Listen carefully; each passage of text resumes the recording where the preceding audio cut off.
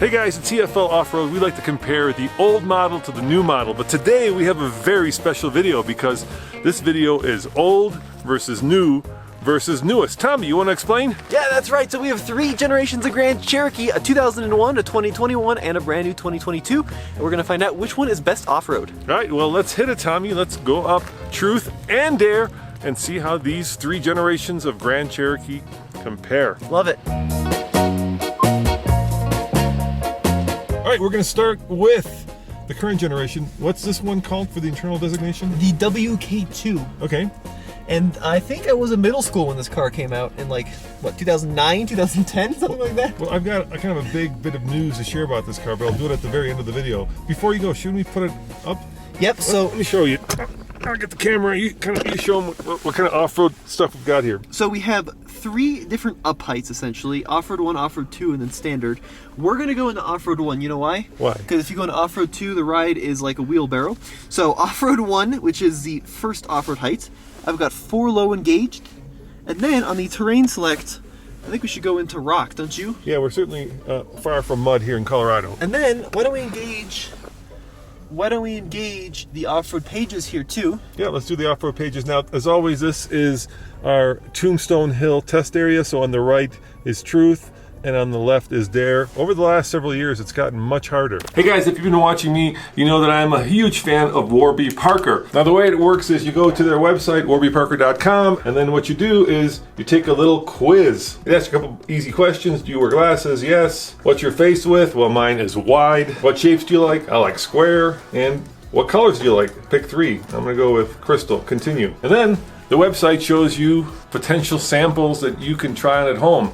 And through the magic of video, they arrive at your house just like that. They send you a box of sunglasses and a self-addressed stamped envelope that you can send back. So for 5 days, you can try on 5 pairs for free.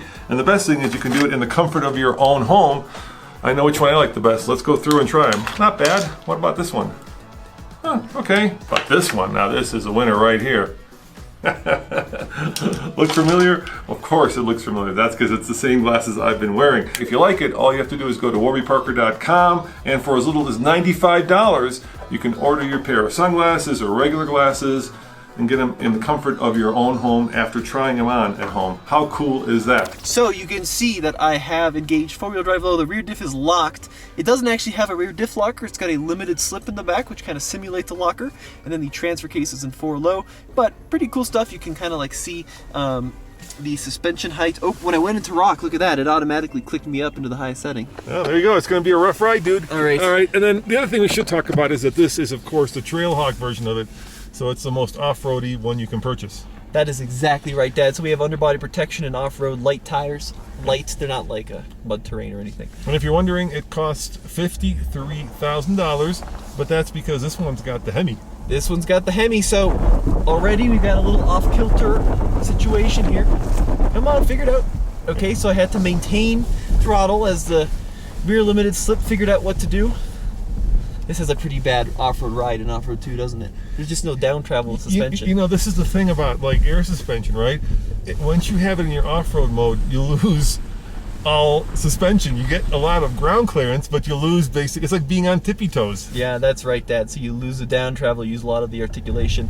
However, we are bouncing our way up the hill with a lot of confidence. This is the 5.7, as you mentioned, V8, 357 horsepower, and with it low range, the torque is really almost overwhelming. It's got so much torque. All right, so we made it up to the top there. Now, one thing I will say about this vehicle, Dad, the visibility isn't excellent. So this does have a very high kind of belt line on the sides of the vehicle, and it's got kind of small windows, so it's a little tricky to see out the front and the sides of the Grand Cherokee. Yeah, I mean, you know, the one thing I do like about that is that it is kind of the right size.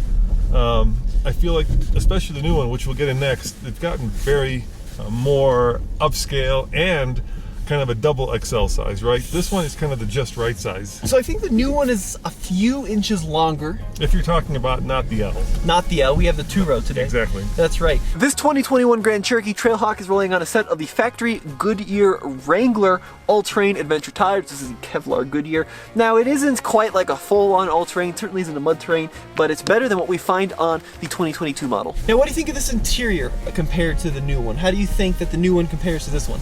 You know, this one is much more, if I was being kind, I would say honest, and if I was being more critical, I'd say basic.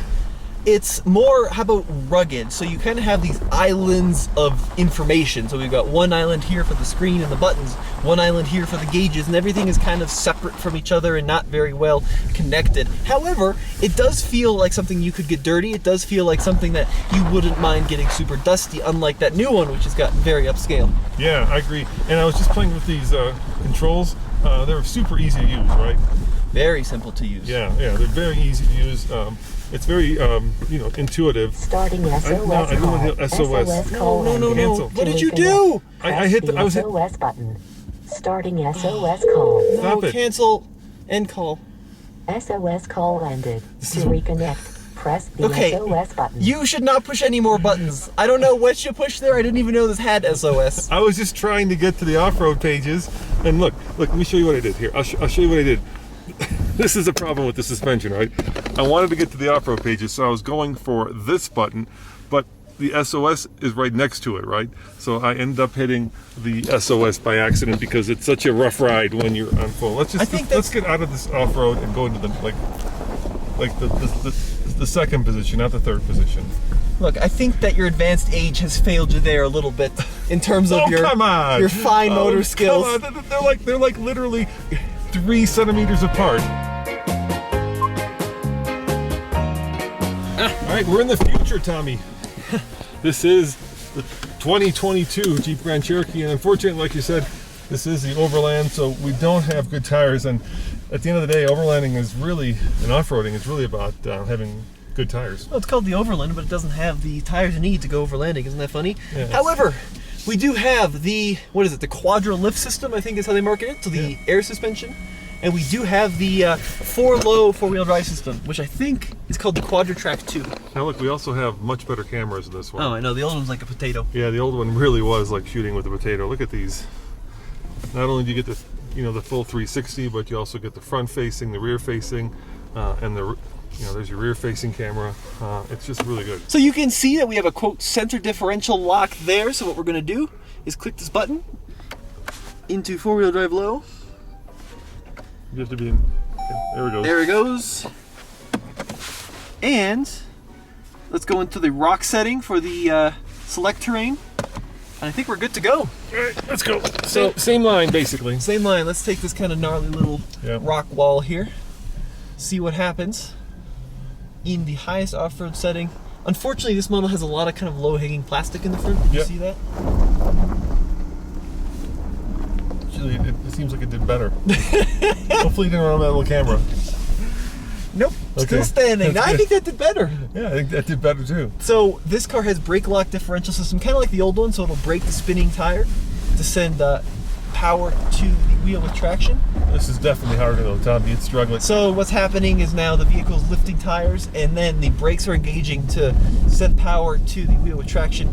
However, even though we have less grip with these tires, clearly less grip, the 4-wheel drive system is much quicker to respond to changing vehicle dynamics. Yeah, and even though we're in the top height, I don't think it's as rough or as bouncy as it was in the current generation. That was my big surprise. So they put a lot of engineering in this newest generation to make sure that even in the top height air suspension, you have more down travel and you have more suspension flex, which is better than the old one.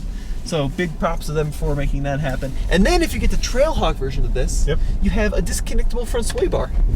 How cool is that? Yeah. You're not as excited about that as I am. The 2022 Grand Cherokee is rolling on 20s, which is not great off-road, fine on-road. These are Bridgestone Acopia. They are traditional mud and snow all-season tires, which means they're a compromise tire that's, good kind of all year round, but not particularly great in snow, not particularly great in mud, and certainly not great off-road. So let's start making our way down. So Dad, what's the engine in this model? This has a Pentastar, Tommy. Which is? a V6. 3.6 liters. About just under 300 horsepower. 293. Yeah. And then torque is like mid 200s, 260. Yeah. It's fine. It's fine, yep. Yeah. And then this also comes with the available 5.7 Hemi. But the biggest surprise in this model, what is the price? Oh, this one, as tested, is $62,800, and when you add in everything else, it's $63,000. So $10,000 more than the current generation one that we're testing. So what do you think of the interior? I love the interior. I think they really did a great job. They made it much more luxurious.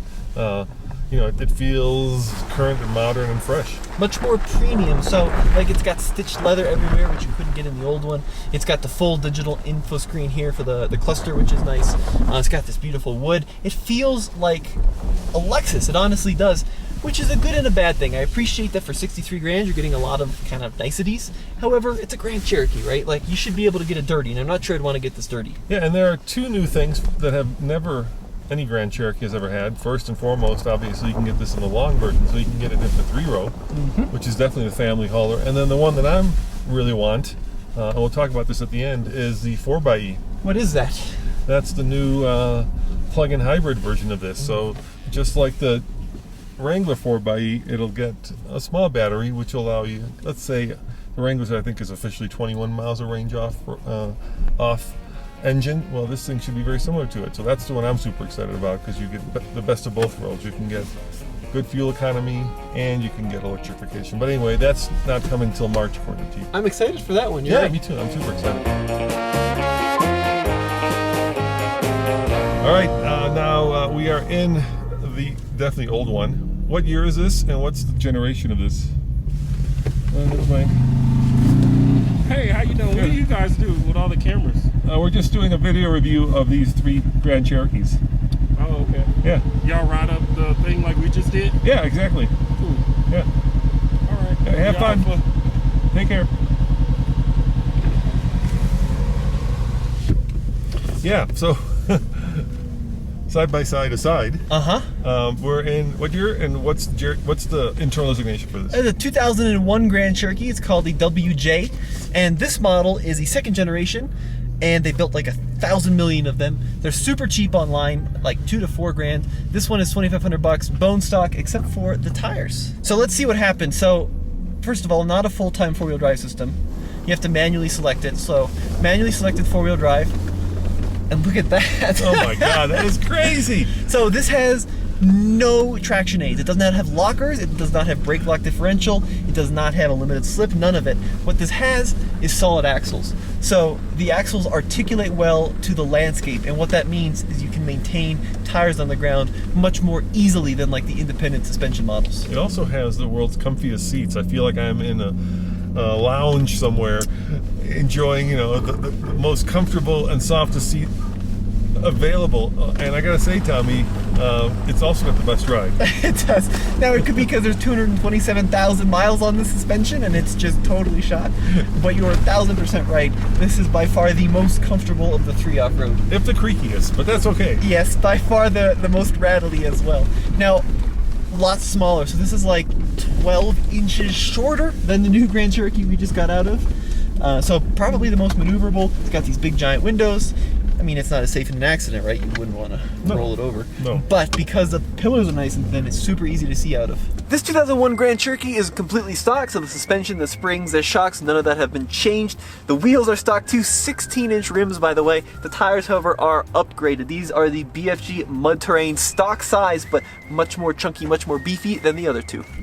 And for, you know, being 20 years old, it's got some nice creature comforts. It's got heated seats. Got a tape deck? It's got a tape deck, that's right, that you can stick in one of those tape deck things if you want to actually hook it up to Oh yes. one of those things. Yeah, look at that. Old school. Absolutely, yeah. This thing has got, you know, classic analog gauges. So compared to tech and safety wise, it's much behind the new ones. I also don't have like hill descent control.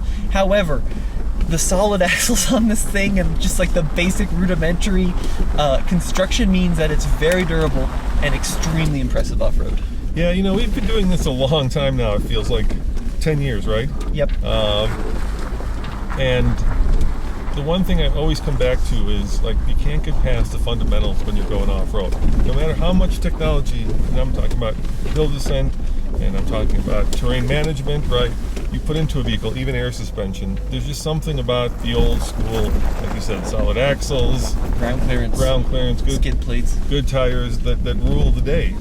And of course, the fact that it only costs $2,500. Yeah, so you can run it into trees and into rocks. You're Exactly. 1,000% right about that. To match the perfect trail to your perfect rig, check out onxoffroad.com. You can download offline maps so you know exactly what to expect when you're out here on the trail. Use the link below for a TFL discount. Okay, so here's what we're gonna do. We're gonna get out of Off-Road 2, which just ruins the ride quality. We're gonna go down into Off-Road 1. You can't now tell where you're going because the screen is in reverse. Well, because I'm backing up. I know you got the camera on. Yeah, now. but it blinks, it tells you. Yeah. It tells me here as well in the center gauge. Okay. So hopefully that'll be a little bit better. I'm still gonna leave it in rock mode even though we manually clicked out of the highest height. And then why don't we try the select speed? So we can actually use kind of like a crawl control like Toyota or an off-road speed control to set the speed and then never need to touch the throttle. So I set it to 1.2 miles per hour. Yep. And we shall see if the traction control and the limited slip can get us up the harder section of Dare. This is the place where we got stuck last time, and it's stuck again. Yep, so that is foot off the throttle. The car is trying to figure it out itself.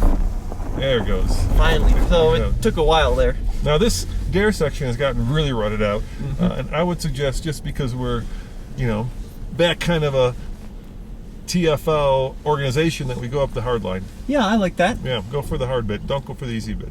Get this thing really, off kilter and get it really out of sorts so that it really is forced to try to figure it out. So I'm going to let the tech do its thing. Yep. I've jumped it up to 1.8 miles per hour. Nice. Come on, that is 0. That is not 1.8. So we'll stick to the right, I suppose, huh? Yeah. And see how the vehicle performs. Yeah, and hopefully we won't hit the air dam, because that would be... We have underbody protection, though. This is a Trailhawk. Okay, this feels a little primitive, this select speed, and then it goes too fast. Yeah, it goes from 0 Okay, to... I'm going to my foot. That's not very good. No, that's not very... But look at the clearance. Yeah. Very good clearance. Approach, departure, brake over, it's all good. And these tires aren't obviously the KO2s that we've got on some other vehicles, but they're a good beginner off-road tire. But very good performance. So once you drop it down into Off-Road 1, you have more flex in the suspension and you're able to articulate over stuff. And then you're not jittering your teeth out, which is good. Yeah, the ride has gotten so much better. I could actually do this off-road versus the other one where I'd be tapping out of this thing pretty quick. So what do you think of the V8 in this vehicle? The old 5.7. You like it? Yeah, I'm a sucker for old V8s. I love them, I think especially the Hemi's a good engine. It doesn't sound particularly robust, but I guess, if you want the deep-throated one, you go for the SRT Trackhawk and not the Trailhawk. What is the biggest problem with the V8 though? It's very thirsty. Very thirsty. Yes, this is a very thirsty Jeep. I think we're getting 17 or something like that. Yeah, exactly. Around town driving. You're 100% right. Which is like full-size pickup bad. I know. I mean, sometimes it drops down to 14 if you're doing a lot of city driving. So that is a big problem. The tech in this vehicle is good. It does have the Uconnect 8.4-inch screen. Yeah, you can kind of see the different gauges. Yep, you got accessory gauges as well, as you mentioned there. Extra gauges. And Tommy, can you tell us the difference between select terrain? I mean, there's different versions of the off-road terrain management system that Jeep provides. What are the different ones? Well, it's not just different settings for the... There's a quadrant. I get really confused. Well, why don't you mount it back up before it goes flying off, because we're about to go off a cliff here. It's different four-wheel drive systems altogether for the different generations or the different models of Grand Cherokee. So, for example, the top system is the quadra-drive system, which is what this Trailhawk has. It's also what the new Trailhawk has. But this old Trailhawk, still very impressive in its capability. Suspension is not quite as sorted as a new one, as we'll find out, but the interior very rugged for off-roading, and still, I mean, it's not quite a Wrangler, but it'll get you a lot of places. Yeah, and best of all, it's got heated steering wheel and seats, yes, and all the luxury stuff you'd want. So what do all three of these have in common? What do they all have in common? That's easy, Tommy. A 7-slotted Jeep grill. No, they all have black window surrounds. I thought you were going to say something else, Tommy. Oh yeah, they're all unibody, so no Grand Cherokee's ever been body on frame. These are all unibody construction vehicles. Yeah, for all of you hardcore off-road guys, the Jeep has always been a unibody, not a body on frame. Go figure, you don't need body on frame to go off-road. No sir. Well, okay, a Wrangler is body on frame. So let's try the selector speed control, right? Okay. So it's set to 0.6 miles per hour. Yep. Same thing. Let's see if it'll climb. If we make this little, the other one got stuck here. Oh, you know what I'm realizing? What? We don't have that feature. We don't? No, it's just hill descent. Oh, we don't have I that think if you jump up to the Trailhawk, You get it. you get it. But in this, we're just gonna have to go off my foot. All right, well, go off your foot. All right, we'll go off my foot. So we're gonna go up the dare side. I do feel like that's better there. I was going to say yes until we got stuck. There it goes. They figured it out. Yeah, it really clamped down hard on those brakes. That was pretty impressive. And because the suspension is smoother, we are going to leave it at its max height. So one kind of crazy feature that they put on this vehicle, Dad, is the engine over axle. Do you want to explain what that is? No, I have no clue what engine over axle is. You went on the program, so I did. I will be learning it as you tell us. They actually wanted to keep the front end low, the center of gravity low. Yep. So to do that, the front half shafts, the front drive shafts, go through the oil pan. Oh, like the old BMW iX. Yeah, the 325 iX. Yeah, sort of, kind of like that. Yeah, that turned out to be a really bad idea in the long run. Well, yeah, having the half shafts go through the oil pan, potentially problematic. Yeah. All right, come on, car. Yeah, I think these tires are really causing it to struggle, Tommy. Really letting us down here. This is what I was afraid of, yeah. However, the four-wheel drive system's responding beautifully. Yeah, doing the best you can with a tire that's not designed for this kind of terrain. Yeah, and we have a pretty low-profile tire as well, which is definitely a shame. Now, the crazy thing is that this one is actually, what, 200 pounds lighter? Yeah, they dropped a lot of weight on this new generation. Yeah, than the previous generation, Even though pretty crazy. it's slightly bigger. And I like the belt line on this more. So the windows are bigger, it's got more visibility out the sides and out the front. And we have a Macintosh sound system, which doesn't matter out here, but it is a very high-quality sound system.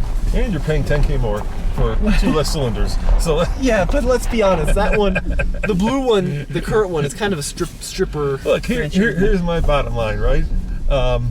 It's hard taking new vehicles off-road because you're putting them in danger. And not just because it's expensive to fix, but because it's expensive on my soul, right? It hurts when I hurt new vehicles. So this one feels especially premium, and it feels especially a little bit like a fish out of water. I'm not saying it is a fish out of water. I'm just saying, to me, it feels like a fish out of water. Well, It's just too nice. I wish they'd sent us a Trailhawk. It's you know what? It's like a Range Rover off-road. It can do a lot of things, but do you really want to try to do a lot of things with it? All right, let's try the hill descent control. Okay, give it a shot. We'll give it a go. So 0.6 of a mile an hour. And this suspension its highest mode is pretty bad, Tommy. It's better than the old one. Yeah, they're both pretty bad. I would tap out of this as well. No, you'd be fine. No, I wouldn't. It's better than the old Why are you one. telling me what I would do? Because you're sounding old and crotchety. No, I'm sounding realistic with a bad back. You're sounding old and crotchety. No, I'm not crotchety, and I'm not old, at least not in my head, but when you have a bad back, Tommy, you become much more susceptible to... Look at that control with the hill descent, though. That's much better than the old one. You mean the current one? Current one. Yes. It is old. It's not. 10 years old. The current one. It's ancient. You're going to confuse people because we're about to go into the old one. No, that's the ancient one. Oh, no. That's prehistoric. The name of this video is not ancient versus new versus newest. It's old versus new versus newest. No, the current one is, as you say, is old. I was literally in middle school when it came out. I was 13 years old. So what? 12 years old. I guess if you've only lived 20 years, 10 years of your life seems like a long time. 24 years, I'll have you know. Yeah, it seems like a long time, but it's not all that long. All right. All right. Well, let's get in the. Let's get in the old one. Get in the prehistoric one.